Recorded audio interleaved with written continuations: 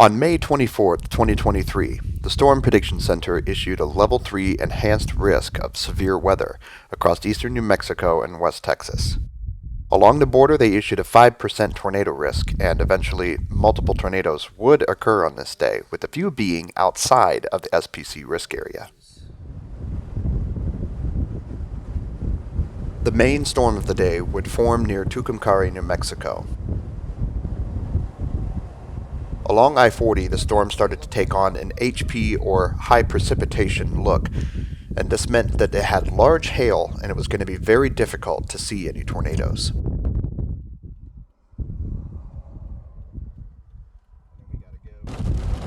Out ahead is a feature known to storm chasers as the Cap Rock, and it's with these higher elevations that storms tend to do very interesting things. Right now the storm is down in the canyon and is already exhibiting signs of rotation.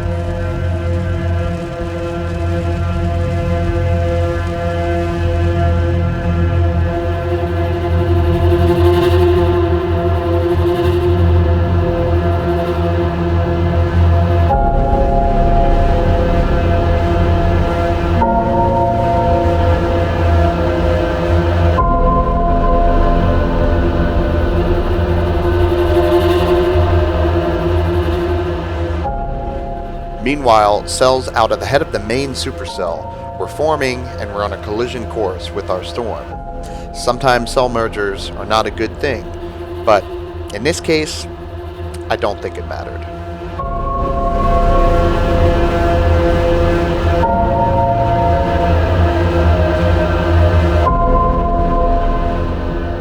As we reach the top of the Cap Rock, we can see that this storm is already a monster, and we're definitely not the only chasers around. With only one highway, we knew this was trouble.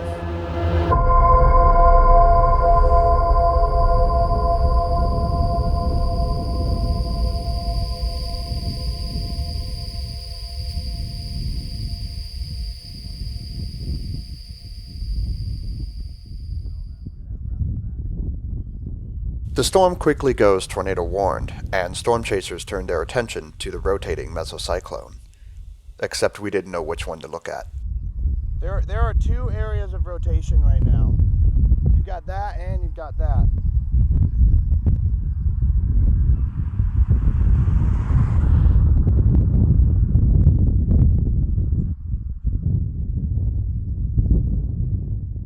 This time lapse goes to show just how close we got to seeing a tornado with this secondary mesocyclone.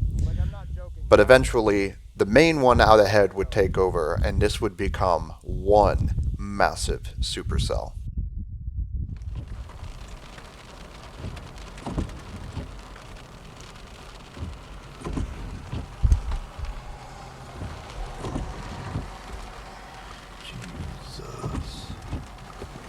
This whole thing is spinning.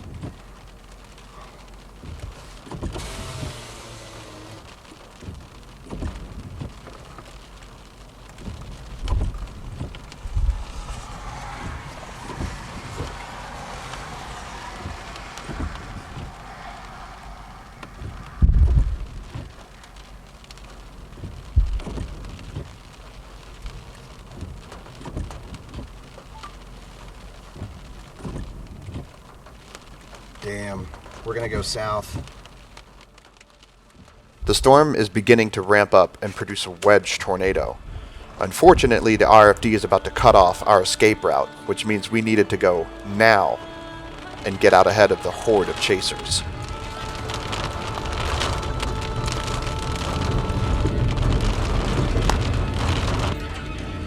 Once we got on the highway and started our escape route, we soon realized this was not going to be an easy escape.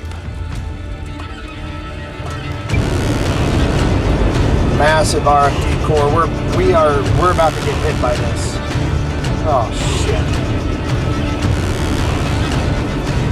Come on, people. I mean it is bumper to bumper traffic as far as the eye can see. Oh shit.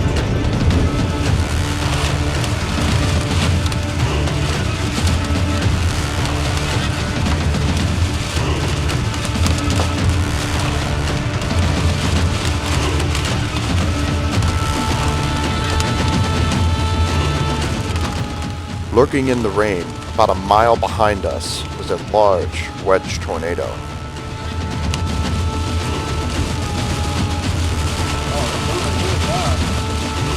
Finally, the traffic starts to let up, and light can be seen at the end of the tunnel.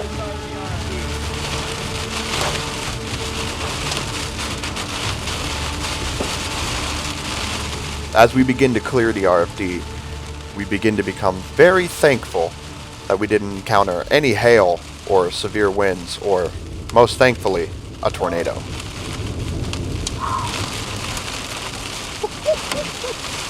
Oh my God.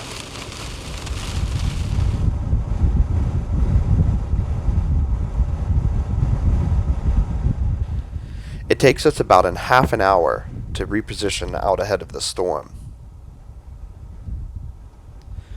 The lightning display really starts to take over, but the mesocyclone is also gaining in strength and size. Alright, we have a really important decision to make here. I think it's only 2 miles.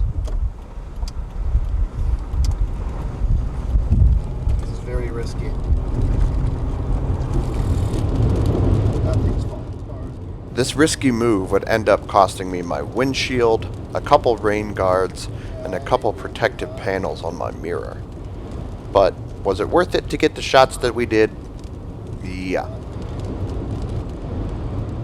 With up to baseball, softball-sized hail, frequent cloud-to-ground lightning, this storm was becoming one of the most menacing and scariest supercells I have ever chased.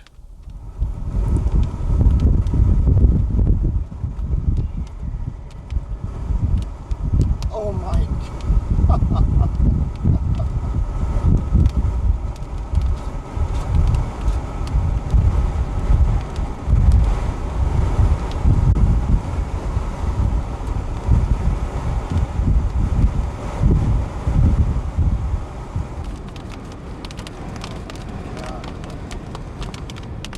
Here we go.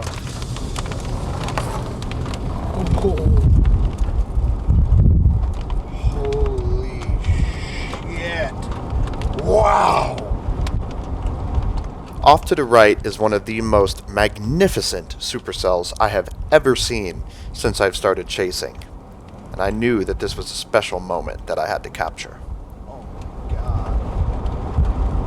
I gotta get out and get a long exposure of this. This might be the shot of a lifetime right here.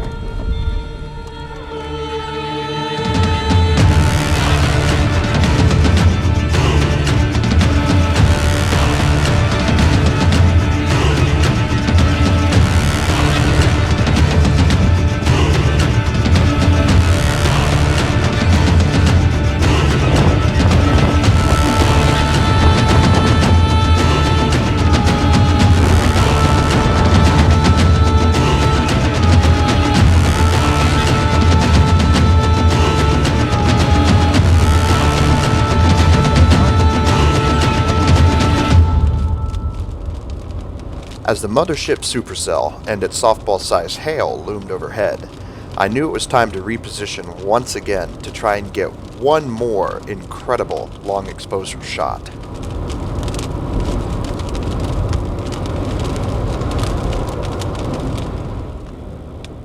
Little did I know just how massive this supercell was yet to become. Oh, we're just barely gonna make it.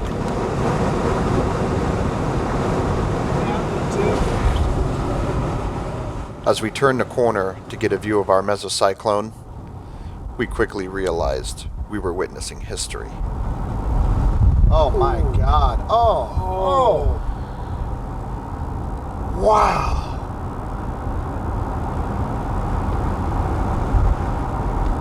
Holy mothership. This is one of the most amazing supercells I have ever seen. Jesus.